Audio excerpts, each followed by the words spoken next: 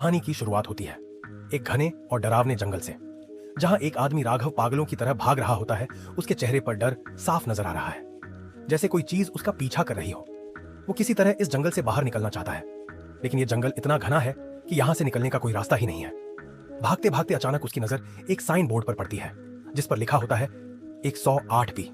ये देखकर राघव समझ जाता है कि वो घूम फिरकर वहीं आ गया है। धीरे धीरे अंधेरा बढ़ने लगता है।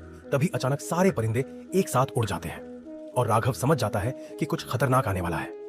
डर के मारे वो और तेज भागता है, लेकिन कुछ देर बाद वो फिर से उसी एक 108वीं बोर्ड के पास पहुंच जाता है। अब उसकी उम्मीद टूट जाती है। वो बचने के लिए पेड़ पर चढ़ता है, लेकिन टहनी टूट जाती है और वो नीचे गिर जाता है। जमीन पर गिरते ही उसे अजीब आवाजें सुनाई देती हैं और अचानक कोई अनदेखी ताकत उसे अंधेरे में घसीट ले जाती है। 6 दिन बाद हम मिलते हैं। सिया से जो एक डिलीवरी गर्ल है, उसे एक गोल्डन पैरेट को शहर से दूर एक जू में पहुंचाना होता है। वो जीपीएस लगाकर निकलती है, लेकिन जल्दी पहुंचने के चक्कर में एक शॉर्टकट लेती है और यही शॉर्टकट उसे उसी खतरनाक जंगल में ले आता है। जंगल में घुसते ही उसका नेटवर्क और रेडियो बंद हो जाता है। कुछ देर बाद उसकी गाड़ी भी खराब हो जाती है। जब वो मदद ढूंढकर वापस आती है तो उसकी गाड़ी गायब हो चुकी होती है। अब सिया पूरी तरह फंस चुकी है।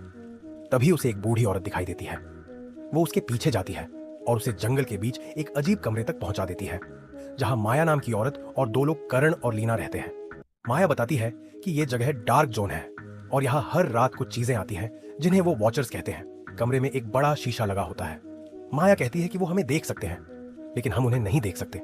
ये सुनकर सिया डर जाती है और यहां से निकलने की कोशिश करती है। जंगल में उसे पॉइंट ऑफ नो रिटर्न का बोर्ड मिलता है, लेकिन वो हिम्मत करके आगे बढ़ती है। कुछ देर बाद वो फिर से उसी जगह पहुंच जाती है। अब उसे समझ आता है कि यह जंगल एक ट्रैप है।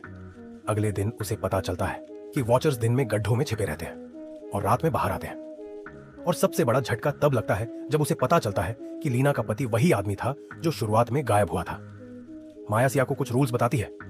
शीशे के सामने खड़े रहना, उन्हें नजरअंदाज नहीं करना और उनका अपमान नहीं करना। सिया सच जानने के लिए रात में शीशे के पास जाती है। तभी वॉचर्स गुस्से में आ जाते हैं और शीशे को जोर जोर से मारने लगते हैं। पूरा कमरा हिलने लगता है। माया उसे बचा लेती है, लेकिन अब सिया समझ चुकी है ये कोई आम जंगल नहीं है। लेकिन असली सच तो अभी बाकी है, क्योंकि सिया को जल्द ही पता चलने वाला है कि ये वॉचर्स आखिर हैं कौन और जो लोग यहां गायब होते हैं वो मरते नहीं। अब क्या सिया इस जंगल से बाहर निकल पाएगी या फिर वो भी इन वॉचर्स का हिस्सा बन जाएगी? जानने के लिए देखो पार्ट 2।